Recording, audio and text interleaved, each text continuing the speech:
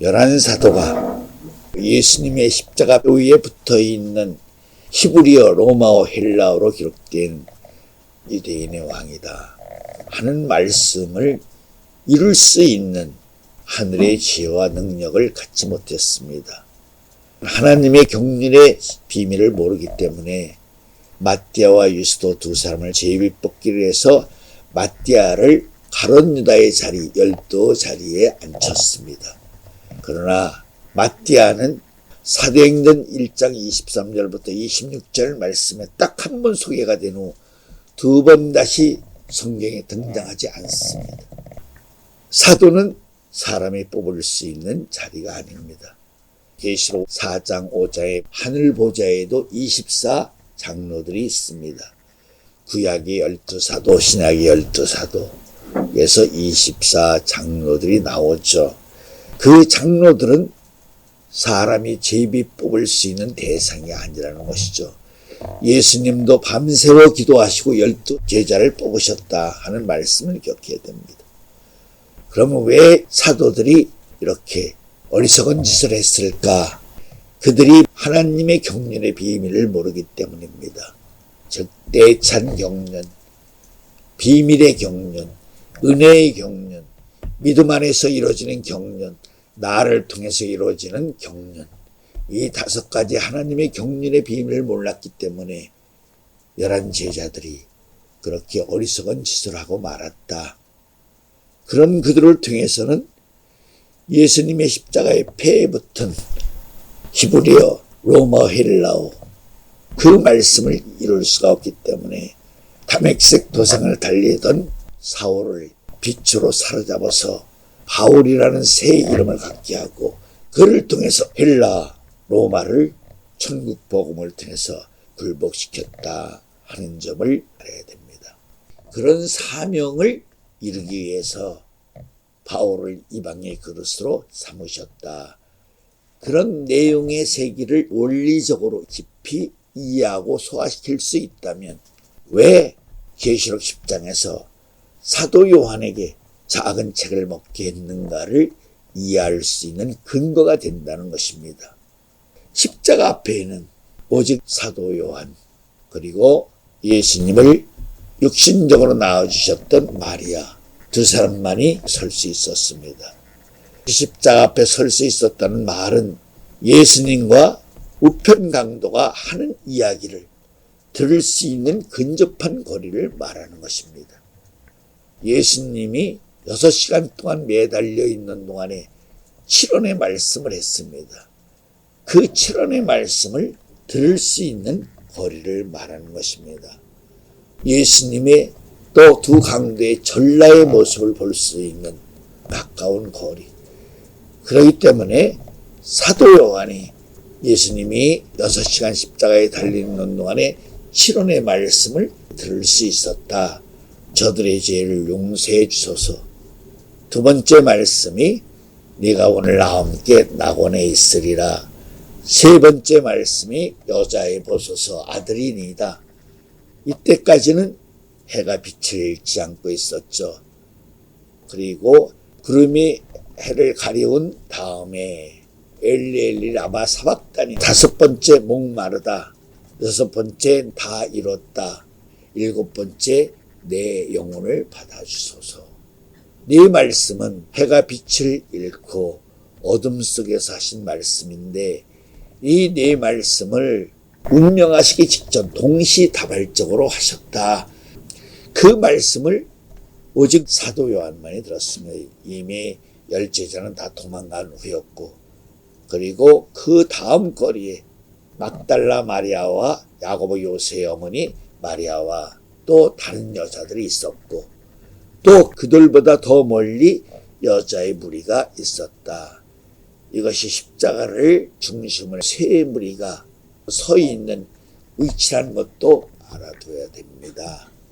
그런데 마태, 마가, 누가, 요한복음에 십자가상에서 한 7원의 말씀이 골고루 배치되었다 하는 점도 이색적인 것입니다. 마태, 마가, 누가는 십자가상에서 예수님이 하신 7원의 말씀을 듣지 못했습니다. 오직 들은 사람은 사도 요한뿐입니다. 그런 사도 요한을 통해서 그들이 십자가의 천의 말씀을 들었을 것이다.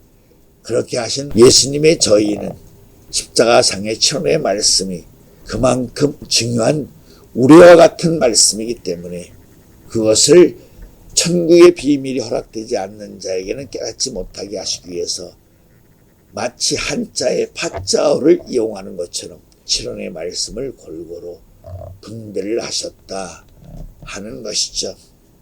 오늘에 와서도 예수님의 십자가에서 하신 칠언의 말씀이 일곱 우리의 말씀이라는 것을 알고 있는 성도들이 많지 않습니다. 시편 29편 말씀에 보면 소리란 말이 7번 나오죠. 그 소리가 가지고 있는 소리의 능력도 잘 설명이 되어 있습니다. 우레소리는 하늘에서 직접 이 땅에 있는 인간들에게 주시는 말씀입니다. 그러나 그 말씀은 누구나 받을 수 있는 말씀이 아니라 그 우레를 꼭 들어야 될 사람에게만 전해지는 특별한 계시적 말씀이 된다. 예수님이 십자가의 사역을 앞두고 헬라인 몇 명이 빌립에게 찾아왔고 빌립이 안드레에게 말을 하고 빌립과 안드레가 헬라인을 데리고 예수님에게 찾아왔습니다. 그때 예수님이 기도를 하시죠. 요한복음에 보면 하늘에서 말씀이 들렸는데 주위에 있는 사람들은 천둥이 쳤다고 말하고 우레가 울렸다고도 말했다 하는 말씀이 기록되어 있습니다.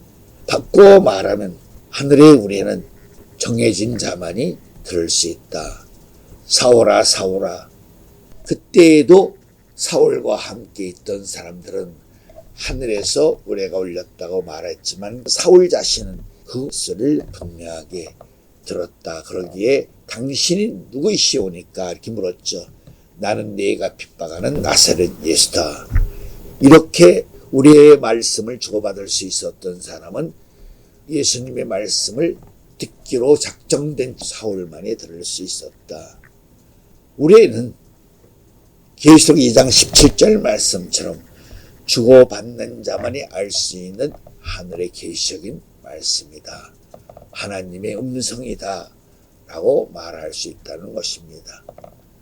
사도 요한이 그 말씀을 들었기 때문에 천상천하에 그 아무도 알 수 없었던 십자가의 피의 비밀을 알게 된 것이다. 예수님의 성체에서는 머리 가시관에서 피가 흐르고 양손에서 피가 흐르고 또 두 발을 모아 못을 박았던 발에서 피가 흐릅니다.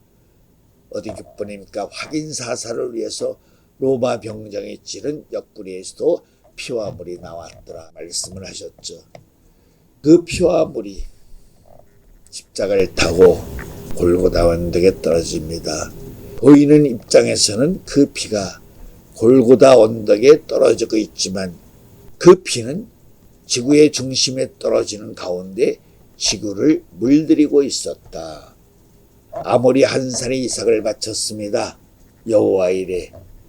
그 바친 것이 창세기 1장 2절 말씀처럼 땅이 공허함이 혼돈함이 흑함이 깊음 중에 있고 하나님의 신이 수면에 운행하셨더라. 수면에 운행하시던 하나님의 신이 최초로 아브라함 이삭을 바친 한 산에 발을 내디신 것과 같은 의미가 있기 때문에 그것에 성전을 졌다. 솔로몬 성전, 스룹바벨 성전, 헤롯 성전을 졌다. 이 말씀의 의미처럼 바로 그곳이 지구의 중심이 되었고 우주의 중심이 되었다라는 말씀이 되는 것이죠. 지구의 중심이 이스라엘이 되었고 이스라엘의 중심이 예루살렘이 되었고 예루살렘의 중심이 예루살렘 성전이 되었고 성전의 중심이 지성소가 되었고 지성소의 중심이 법궤가 되었고 법궤의 중심 안에는 십계명과 아론의 쌍난 지팡이와 만나를 담은 항아리가 있었다. 이 말씀의 원리를 근거로 주님의 피가 십자가를 타고 골고다 언덕에 떨어졌지만 그 피가 떨어지는 순간 주님의 보혈의 능력은 지구를 이미 덮었고 우주를 덮을 수 있는 하나님의 권세와 능력의 말씀이 되었다라는 것이죠.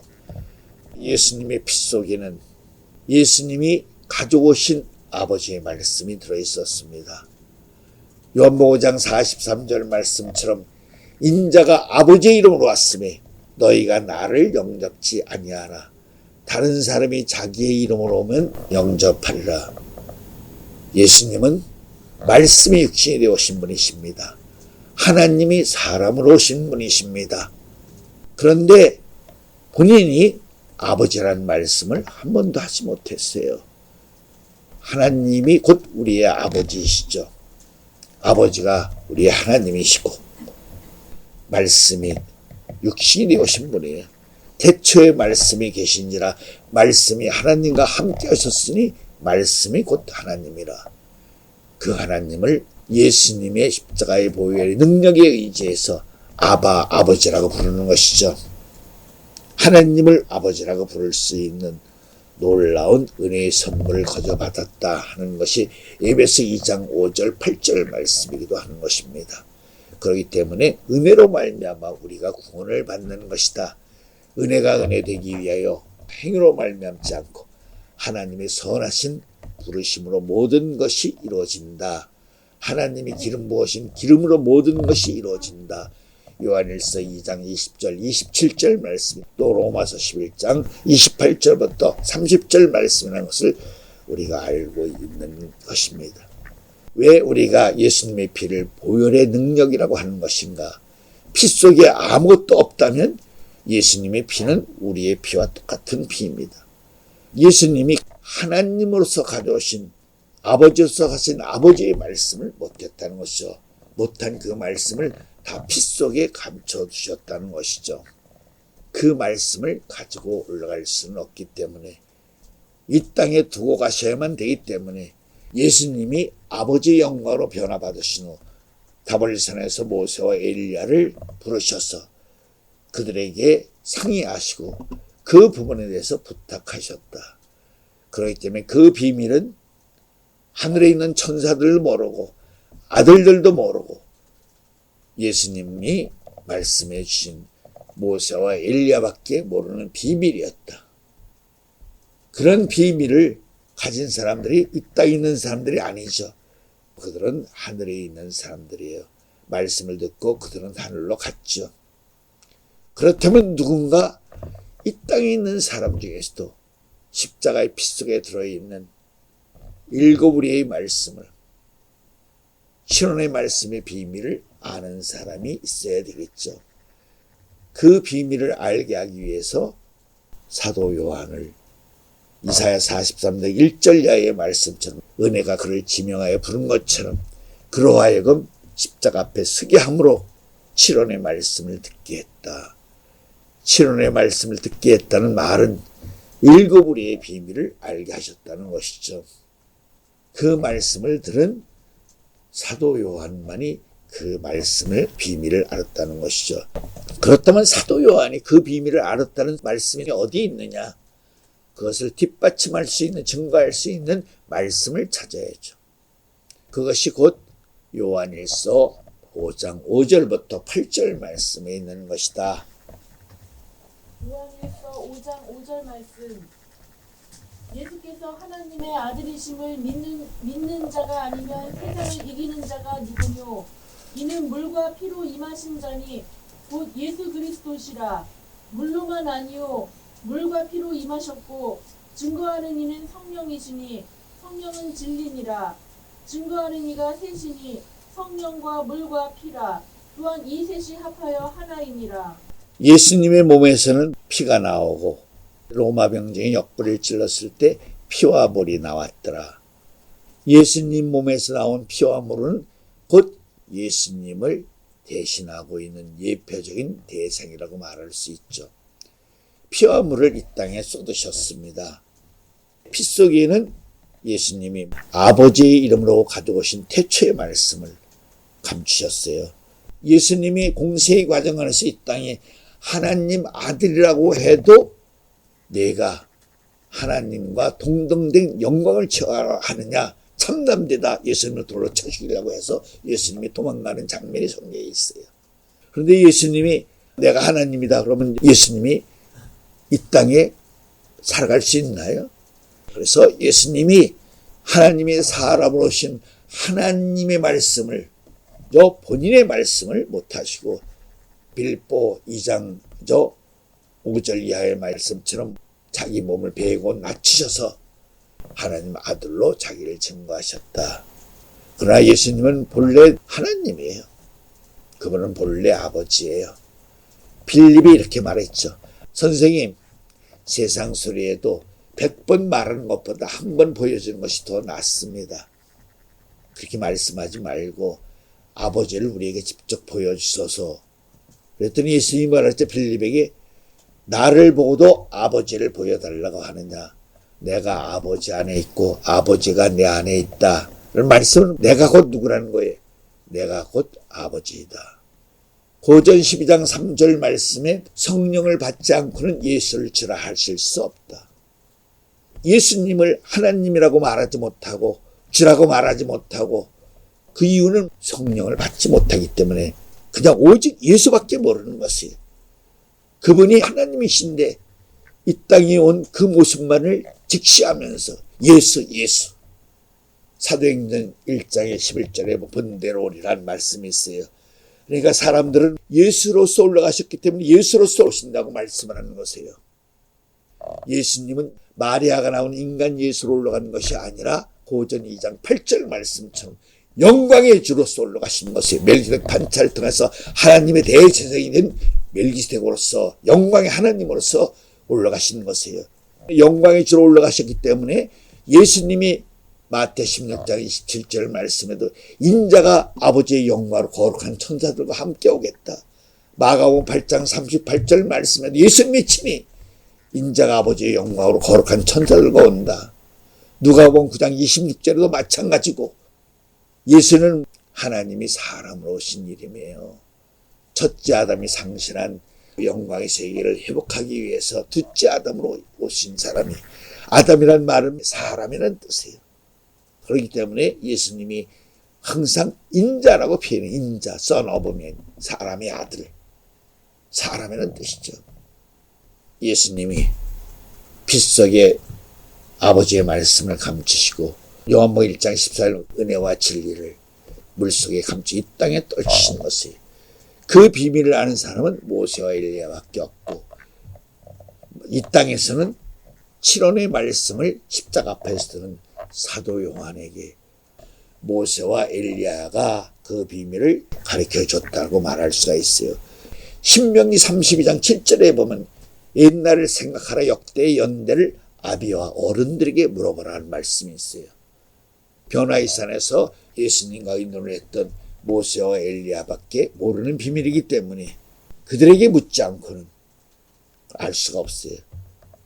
신명기 32장 7절 말씀을 깊이 생각하면서 십자가 앞에 사도 요한에게 7원의 말씀을 듣게 하신 예수님의 저의를, 의중을 깊이 이해한다면 모세와 엘리야가 사도 요한에게 7원의 비밀을, 7우리의 비밀을 가르쳐준 것이다 라고 말할 수 있어요.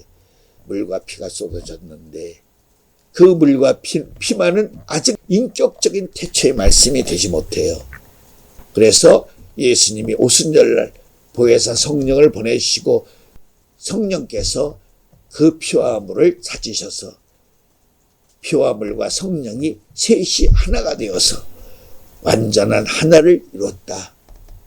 여기서 완전한 하나를 이뤘다는 말씀은 피와 물과 성령이 합쳐서 대체의 말씀이라는 인격적인 말씀을 이뤘다. 그런 뜻입니다. 그렇기 때문에 십자가의 피 속에 들어있는 7우리의 비밀을, 7말씀의 비밀을 깨달은 사도 요한에게 반모섬에서 작은 책을 먹게 한 것이다. 작은 책의 내용이 중간 계시, 특별 계시, 바로 다시 복음이 된 것이다. 아멘. 기도하겠습니다.